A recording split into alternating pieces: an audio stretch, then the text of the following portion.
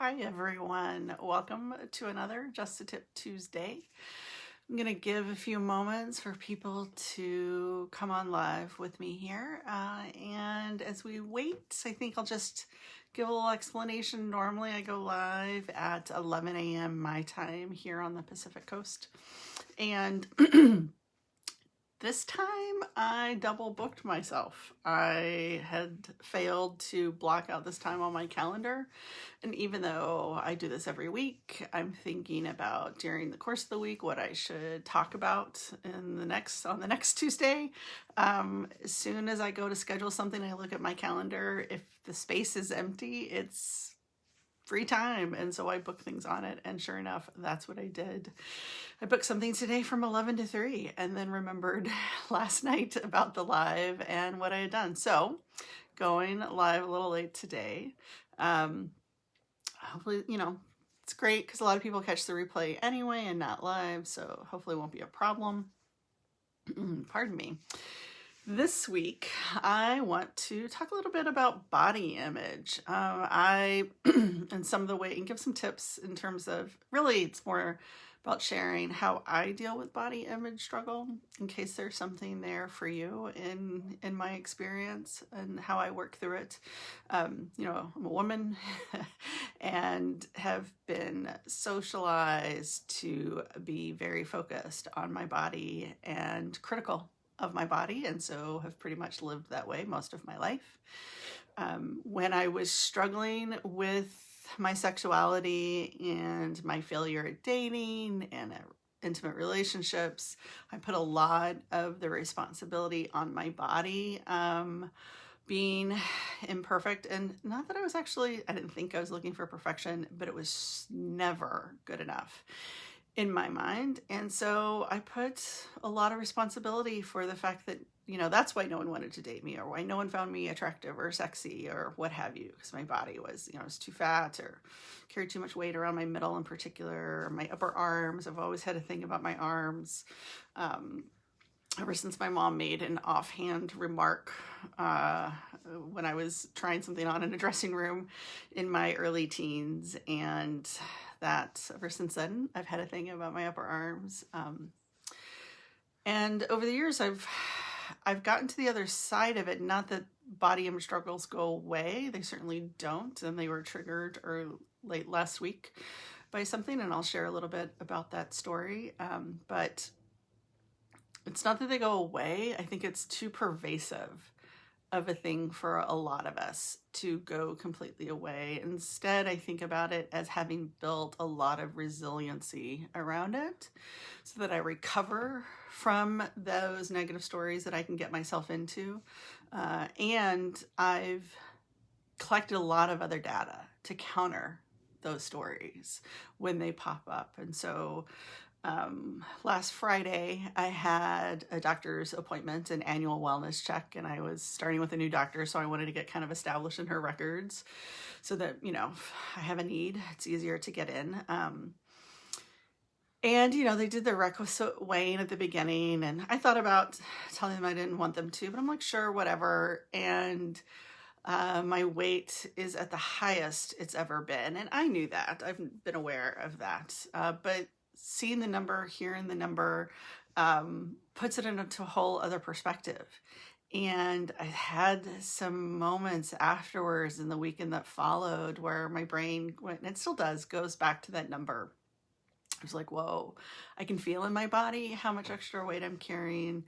And it's like that number makes it real on a whole other level. And when I get into that space, it can really affect how I show up for myself in my sexuality, what my pathway is, my access to my arousal. Okay, hopefully that worked. And it's just, it can really mess with you. And it did a bit of a number on me. And it reminded me as well, it connects to an event I'm holding next week. I'm holding another 3-day free event. This one's going to be all about low libido and finding some ways to disentangle what's going on, what might be going on for you or someone who's struggling with low libido, And body image can really play a factor in that. So I wanted to spend a little bit of time on that today. So what I do, first it's just to acknowledge like how pervasive this issue is. I don't know I don't know anyone who's been socialized female who doesn't have some messed up stories around body image. And I know a lot of men who do as well, folks with socialized male. They don't get away from it completely. It just looks a little different. And so, like I said, I don't know that I'll ever get rid of it completely. But I have developed some resilience, and I have a little bit of a ritual that I go through when I start to struggle with my own body image. First, kind of what I've been doing from the beginning of the live already is I cut myself some slack. I remind myself of how freaking pervasive this issue is, how much I've been socialized, and I still am, how much messaging is out there, how many images are out there around that are telling me my body isn't good enough, that are telling me I need to think about, worry about, do more to change my body. And so the fact that I still struggle with this is not a surprise. So I try and cut myself that slack and bring some compassion to myself when I can. And, I do that reminder that around how socialization has affected me, and that everyone I know, I've been in a lot of different spaces with other female identified folks struggling with this, and there isn't a body out there that hasn't had some issue with this. In other words, I can say, oh, sure, if I were as thin as, her, imagine someone that then I would love my body. I would embrace it and everything would be great for me. Well, that isn't unfortunately necessarily true, because I've seen women of all shapes and sizes struggle with this. There isn't a body out there that is completely exempt from it. So I remind myself of that. How can I be perfect in this space when I am told and taught not to be, quite frankly? And so, I give myself that slack. I remind myself of all of those things. I also remind myself that I've seen a diversity of bodies reveling in their beauty, in their sexuality, in their sexiness. I've been in a lot of sex positive spaces, going to different kinds of events and parties and things like that. And I see people of all body types just completely in their sexuality, embracing all that they are and being adored and desired in that. It's possible for everyone. And I remind myself of that too. So I do some of those sorts of reframes and reminders, and then I do something, and it might look a little bit different from time to time, moment to moment, but I do something to reconnect to pleasure. Because that story, that focus on the imperfections in my body, the things that I still struggle with it, they're stories, they're mental models that aren't true and don't serve me. And so when I can shift to focusing on embodiment and on pleasure, I don't have space. I don't have as much space for those stories. And so, I might dance. I love to dance, and that always kind of lights me up and gets me out of my head into my body very quickly. So I'll put on a song that just will work for me every time, and I'll just spend some time dancing, or I'll spend some time self-pleasuring, because when I can connect to and feel, I need to remember to put my phone on some setting so where I don't get calls during the middle of a live. All right, so I'll figure out how to do that. But where was I? No, I don't even remember. Oh, I'll connect to pleasure. So like I said, through dancing, I might self-pleasure, just enjoying my own body, right? No one else is there. Thanks for the encouragement. I don't know if that was for the connecting to pleasure or the getting distracted and finding my way back. These are kind of trippy to do sometimes. So I will just sort of revel in my own body. No one else is there. It's just me. And I just kind of immerse myself in that. I'll also, oh, thanks, Tamara. Yes, both. That's fun. And so I'll sometimes just remind myself of what my body does for me. Several years ago, I was at a workshop hosted by a sex coach named Pamela Madsen. She does retreats for women. I went to a weekend day, like just a weekend workshop, but she'll do kind of week-long immersive retreats as well. And one of the exercises she had us do was incredibly powerful. And will sometimes do a variation of it with my clients. And I'll also just do it for myself, kind of on the fly sometimes, especially when I'm in this space of self-criticism around my body. And it's an exercise where it's super vulnerable, but also incredibly powerful. Where you stand in front of a mirror and strip down to whatever degree of nakedness you're comfortable with. And this exercise, I learned it and first did it in a small group setting where I had witnesses to this experience.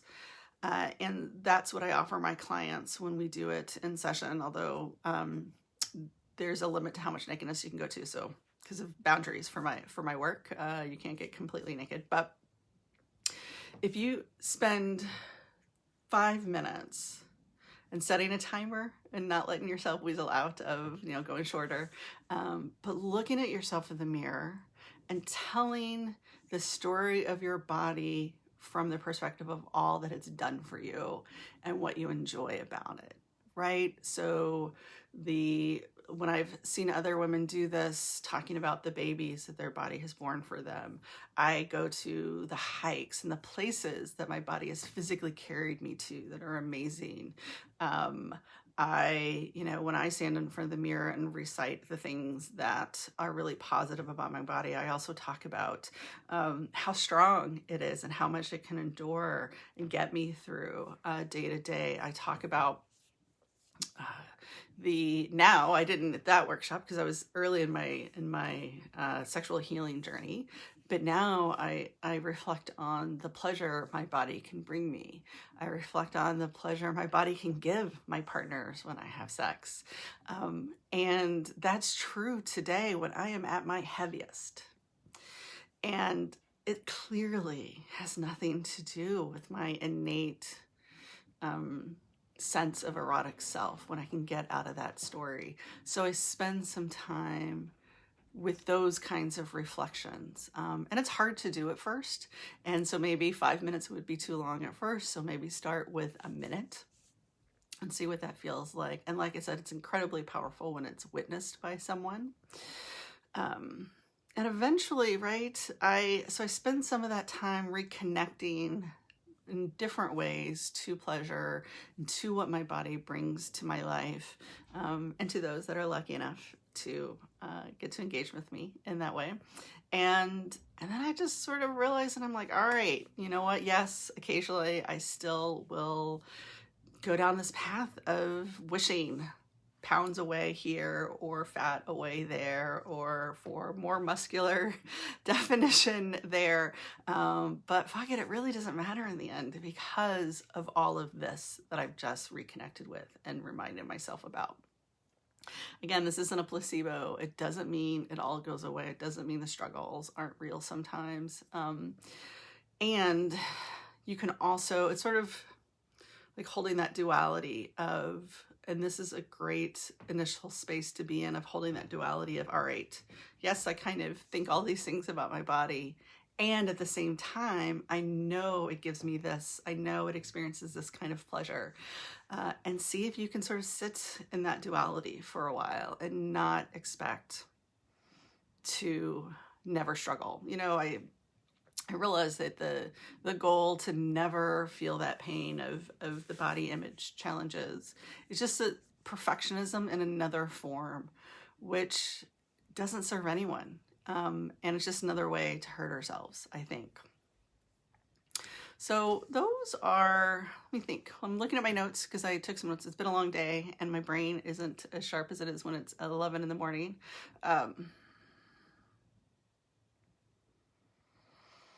Yeah, I think those are the main things I wanted to share.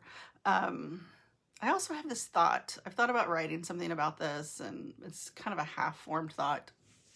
So maybe alive is a great way to start to articulate some of it and see what comes out and if there's anything there.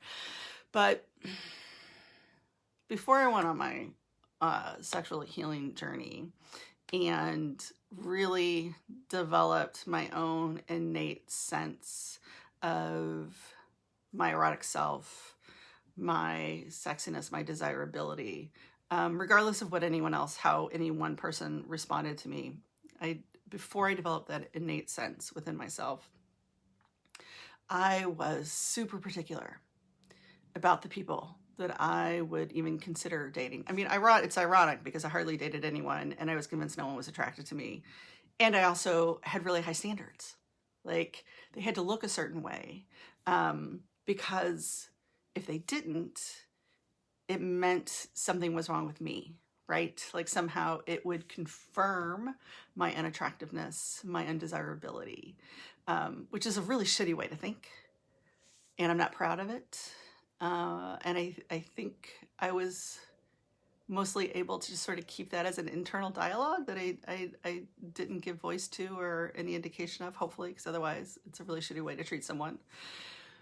But it was a sense that the way a date or a potential date or a partner, potential partner, in my case, they were never partners, looked reflected on my worth. And as after I did my work, honestly, I am attracted to and find sexy such a wide range of people, and I have dated all and gotten involved with, whether for a night or for longer, a whole range of body types. And I genuinely revel in all of them. And I guess I've come to connect to the fact that has nothing to do with my worthiness, that's just sort of innate. And so now, and I think that also has been a really important piece in my resiliency around my body image issues. And I think that that's one of the things that I try and guide clients towards connecting to. And I've done this because I've sat across from clients that are really concerned about how their potential dates look. And it's a challenging conversation to navigate.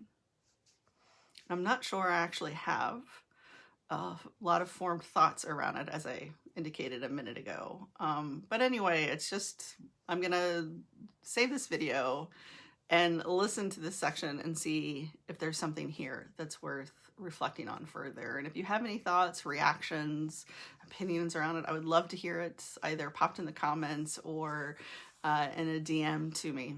Like I said, I think there's a line of thinking and reflection I want to do around that issue, and I'm still working on it. Anyway, so I hope there was something there for you. As I said, this is body image. It's just one piece that can play a role in our experience of our libido and connection to our own arousal and interest in sexy times.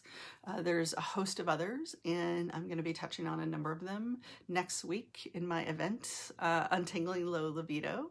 The event will run Monday, Wednesday, Friday, at 4 p.m. all of those days. I'm still going to go live at 11 a.m. on Tuesday for Just Tip Tuesday, so that'll still happen. It's on my calendar, so I won't double book. But for my event, Untangling Low Libido, I'm going live from my personal Facebook page here on Monday, the 15th at 4 p.m., on Wednesday, the 17th at 4 p.m. And then on Friday, I'm hosting a free private group coaching call for female identified folks. That'll also be at 4 p.m. It'll happen over Zoom. The only way, the only way to participate in the group call is to register for the event in advance, and I will, once the live has wrapped up and rendered to the Facebook page, I will pop in a link to the registration page. You must be registered to get the link for the Friday call. And again, that's only for female identified folks this time around. That's how I've decided to do it. I would love to have you join me. I'm also going to be offering some sort of like free gift or bonus promotional as part of this, but the truth is I haven't figured out what that's going to be yet. But if you register, even if you can't come to the Friday event, or even if you're a male identified person and you want to get access to the free gift or bonus, just in case you want to work with me in future, then register for the event and you'll get that at least, even if you cannot make the Friday call. But I am really excited for it. There's lots of different avenues to explore related to low libido, and it's such a common issue right now. I've talked to so many folks that are struggling with it. So I am really looking forward to diving deeper on that. Oh, and I also, for today, I also intended to give a bonus just on today's Just a Tip Tuesday by also sharing some of my favorite female entrepreneurs in the sex space, in the sex, education and exploration space. And I thought I would do that on this video, but I'm already almost at a half hour. My brain is a little fuzzy after the day I've had, and I'm realizing I might not do that topic justice because it's quite a good one. So I'm going to play around with maybe creating a freebie document or something, or talking about it in next week's Just a Tip Tuesday. I will keep you posted as to what I do with that. But I definitely want to share some of my favorite people in this space because there's so many good folks out there, and I want to draw attention to them where I can. All right, so that is this week's Just a Tip Tuesday. Thank you so much for joining me, and I will see you next week.